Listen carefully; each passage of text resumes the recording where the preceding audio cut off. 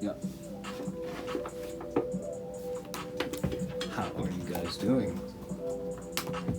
Welcome back. You are watching my channel, The Scribe, by Emmanuel Law. So, I already recorded this, but I saw that I had the fan on in the background and I just hated the sound that it was creating. So we're going to redo passage number 5 of the Enchiridion by Epictetus.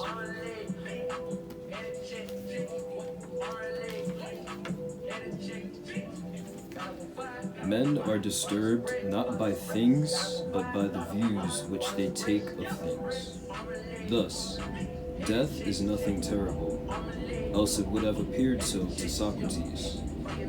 But the terror consists in our notion of death, that it is terrible. When therefore we are hindered, or disturbed, or grieved, let us never impute it to others, but to ourselves, that is, to our own views.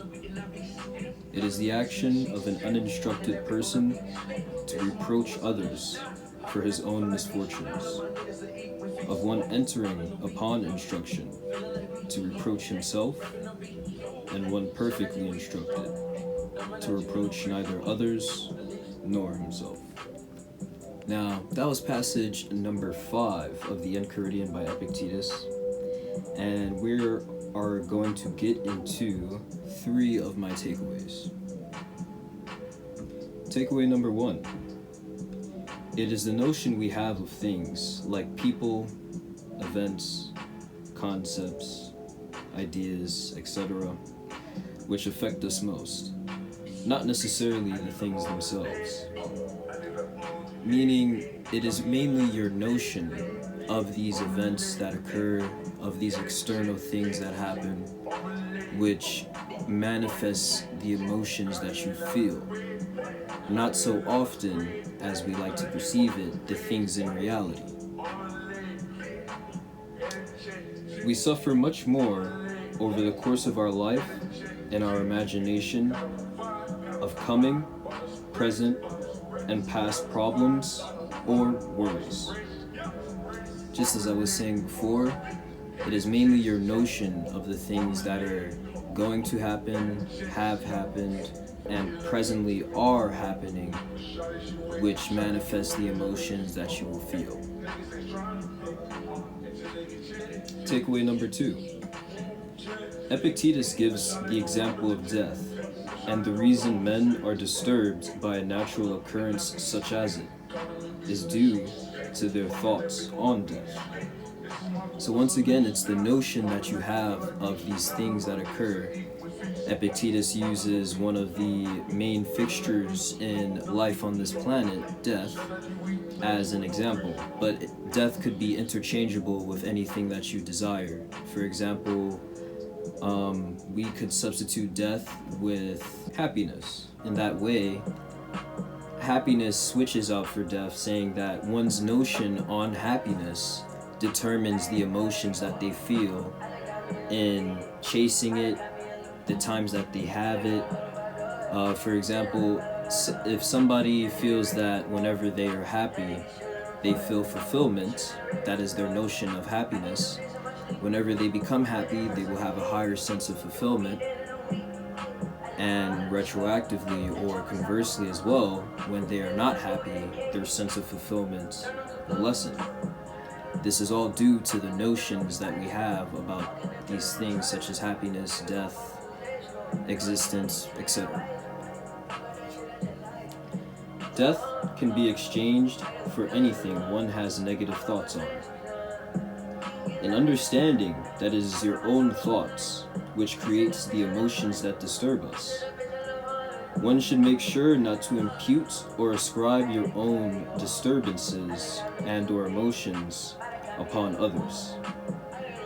The blame lies entirely upon yourself and upon your own views. And so once we understand this lesson that Epictetus is giving us, and we understand this part, which is knowing that the emotions manifest from within our mind's thoughts, it should be a thing that we are very proactive about, to not push our negative emotions and or feelings out onto other people as much as possible. Because if you understand that the origin is from you, why would you try and spread the poison that's already there? Takeaway number 3. Epictetus described one's understanding of the previous takeaway as such. The uninstructed are people who blame others for their own feelings and their misfortunes. The uninstructed do not understand even the first step of Epictetus' teaching, which is understanding that it manifests from within. And so they feel these emotions, and it's much easier for them to lash out. Those beginning instruction blame themselves. Understanding their emotions come from within.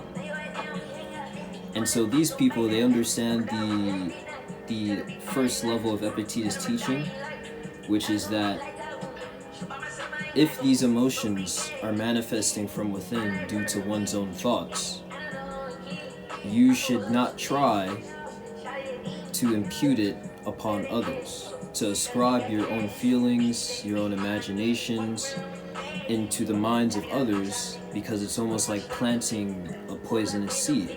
Those fully instructed blame none, understanding that blame does nothing but intensify negative emotions and waste valuable time that could be used for more productive means and or things.